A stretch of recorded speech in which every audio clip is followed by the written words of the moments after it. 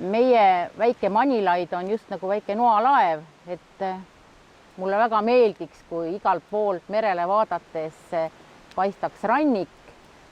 Praegusel hetkel paistab väga paljudest kohtadest roomüür ja see, et meie oleme sattunud nüüd oma loomadega hooldama juba pikemat aega rannaniitu, on näidanud, kui ilusaks see rannik on läinud, kui ilus madal murune ta on, kui pehme ja mõnus see muru on. 2000. aastal toodi meile LIFE programmi raames mägiveised ja lambad. Peaasjalikult selleks, et kaitsta kõresid ehk jutselt kärnkonni, kelle asurkond siin saarel oli väga drastiliselt langenud. Et ma prooviks nendele liikidele, kellele siin meeldib elada, luua omalt poolt parimad elutingimused. Ja samas see on nagu tohutult ilus ja vaadeldav, kui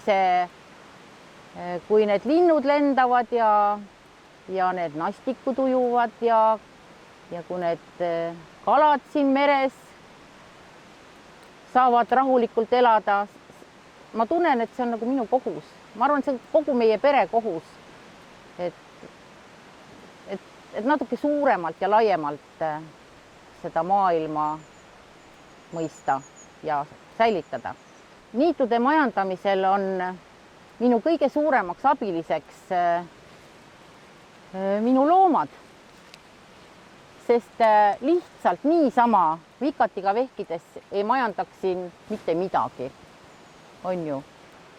See inimene, kes tahaks hakata mõnda niitu hooldama, peaks kõigepealt tegema endale selgeks, kas ta armastab loomi, kas ta armastaks kariloomi ja aru saama, et kui ta võtab endale kariloomad, siis ta ei võta neid 1, 2, 3 päevaks, ta võtab need mitmeteks aastateks.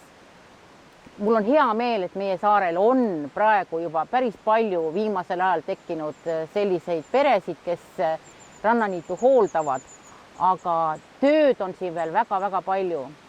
Ja teisalt meie väga suur raskus on selles, et iga karjaaed siin saarel lõpeb ju merega, aga meri on teatavasti üks kuritegelane, kui ta tahab seda tormiga olla. Ehk meri lõhub meie karjaaedu läbi aasta ja see toob endaga kaasa palju lisatööd, ka palju lisakulutusi.